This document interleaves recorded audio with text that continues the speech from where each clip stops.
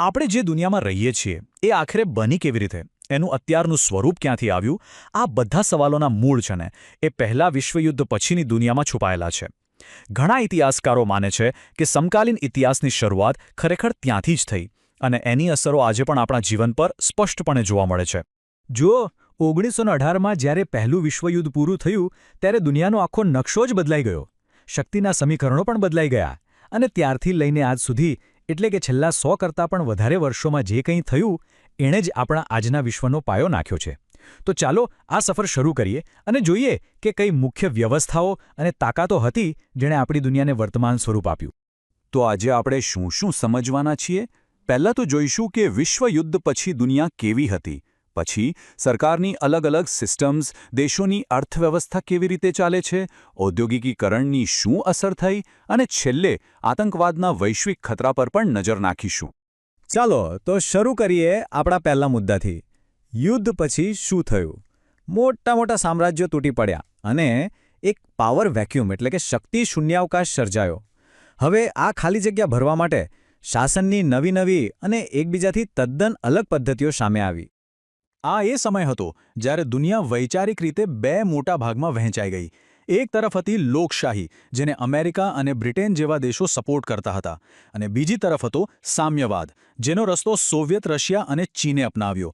અને બસ આ જ બે વિચારધારાઓની ટક્કરે દુનિયાને શીત યુદ્ધ તરફ ધકેલી દીધી. હવે આગળ વધીએ અને સમજીએ કે સરકારની આધુનિક સિસ્ટમ્સ કેવી હોય છે. મતલબ કે કોઈપણ દેશમાં આખરે પાવર કોના હાથમાં હોય છે, સત્તા ચાલે છે કેવી રીતે? સૌથી પહેલાં વાત કરીએ લોકશાહીની. એનો સીધો સાદો મતલબ છે લોકોનું શાસન. એક એવી સિસ્ટમ જ્યાં નાગરિકો સર્વોપરી છે. તેઓ વોટ આપીને પોતાના નેતાઓને છૂટે છે અને એ નેતાઓ પછી દેશ ચલાવે છે. લોકશાહીના પણ મુખ્યત્વે બે પ્રકાર છે. પહેલી છે સંસદીય પ્રણાલી, જે આપણા ભારતમાં અને બ્રિટનમાં છે.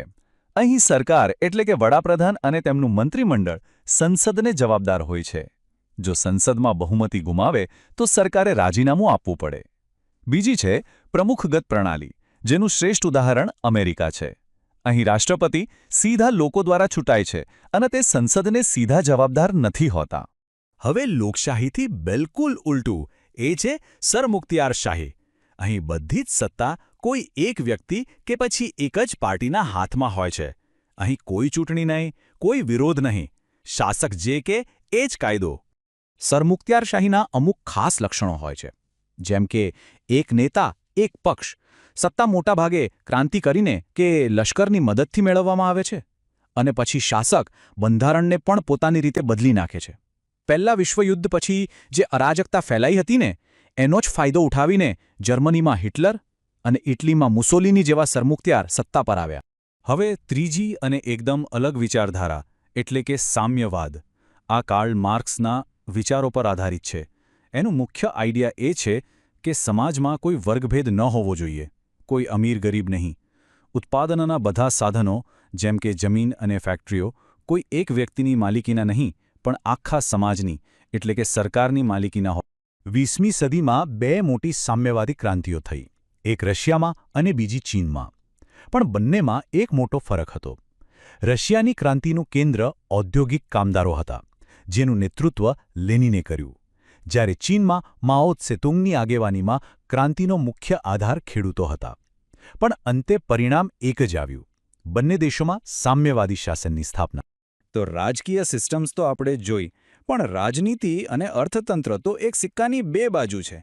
એટલે હવે એ જોઈએ કે દુનિયાના દેશો પોતાની સંપત્તિ અને સંસાધનોનું મેનેજમેન્ટ કેવી રીતે કરે છે. બીજા વિશ્વયુદ્ધની ભયંકર તબાહી પછી યુરોપના દેશોને સમજાયું કે લડાઈથી કોઈનું ભલું નથી થવાનું. ભવિષ્યમાં શાંતિ જાળવવી હોય તો સાથે મળીને કામ કરવું પડશે. અને આ વિચાર સાથે જ આર્થિક સહયોગની શરૂઆત થઈ.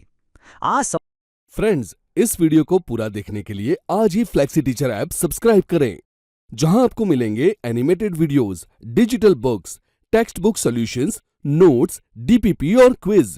और हाँ, flexi teacher app mobile, TV और कंप्यूटर पर अवेलेबल है.